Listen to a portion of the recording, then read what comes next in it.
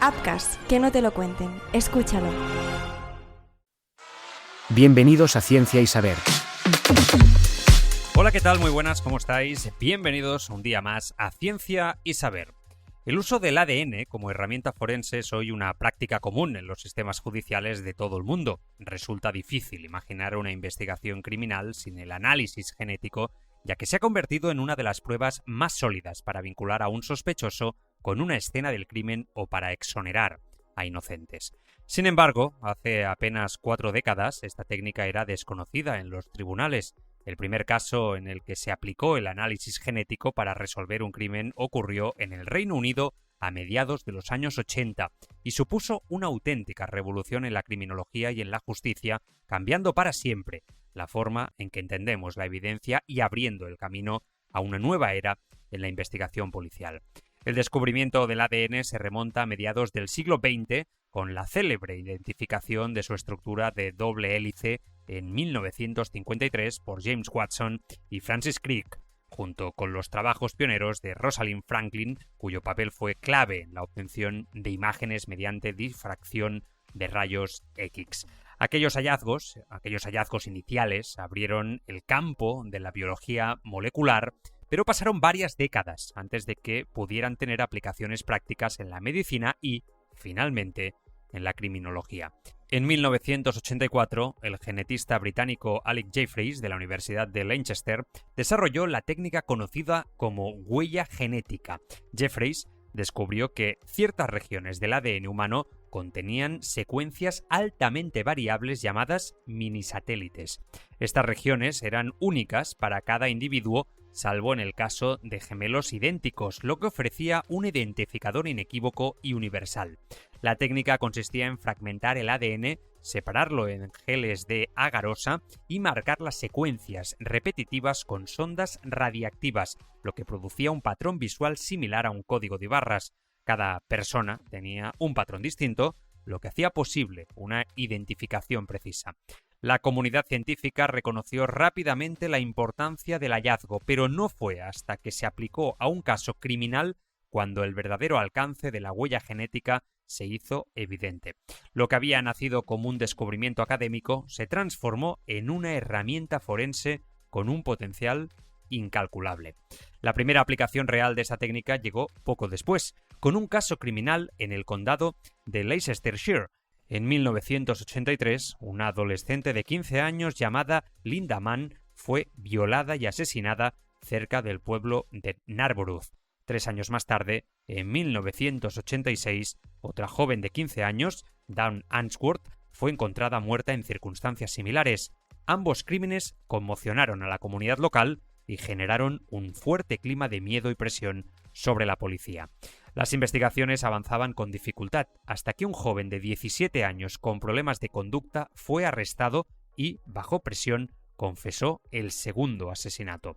La policía creyó que el caso estaba resuelto, pero existían dudas sobre la veracidad de la confesión y sobre si aquel joven tenía relación con ambos crímenes. Fue entonces cuando los investigadores recurrieron a Alec Jeffreys y a su novedosa técnica de huella genética. El análisis de las muestras de semen encontradas en las escenas del crimen reveló un resultado inesperado. El ADN del detenido no coincidía con el del culpable. La ciencia desacreditaba la confesión y liberaba a un inocente que, sin este avance, podría haber sido condenado injustamente. Por primera vez, el ADN se utilizaba en un tribunal no solo para incriminar, sino también para exonerar. Con el principal sospechoso exonerado, la policía se encontraba de nuevo en punto muerto. Fue entonces cuando decidieron emprender una operación sin precedentes, un cribado masivo de ADN.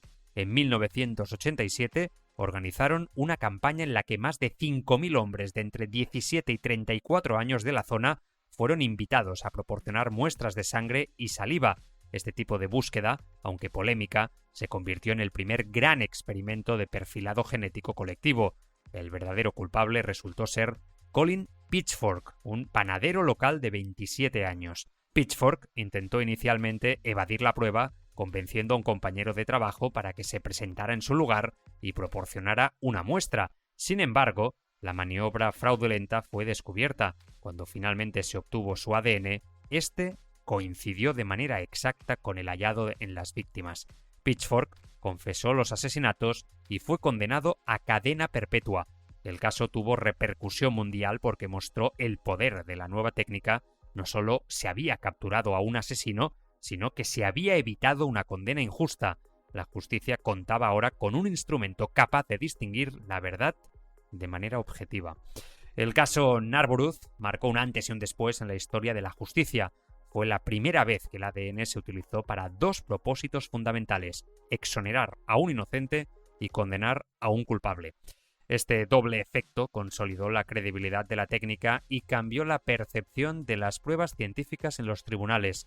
La ciencia se transformó en un actor central en el proceso judicial, capaz de salvar vidas y de aportar pruebas objetivas en casos complejos. La repercusión fue inmediata.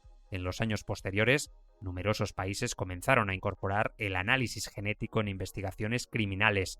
En el ámbito judicial, se aplicó también a casos de identificación de víctimas en catástrofes, resolución de crímenes antiguos mediante la revisión de pruebas almacenadas y pruebas de filiación en disputas de paternidad. La tecnología se perfeccionó. De técnicas lentas y costosas que requerían semanas de trabajo en laboratorio, se pasó a métodos mucho más rápidos y precisos, también, evidentemente, accesibles. Hoy en día, las bases de datos de ADN permiten conectar delitos cometidos en distintos lugares y han resuelto miles de casos que, de otro modo, habrían quedado impunes.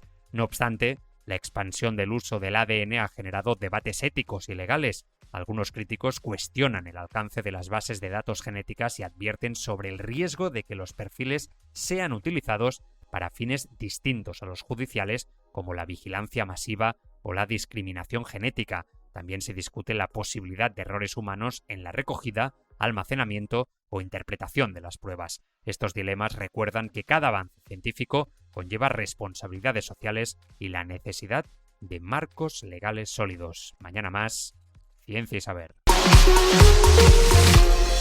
Ciencia y Saber, una producción de Outcast.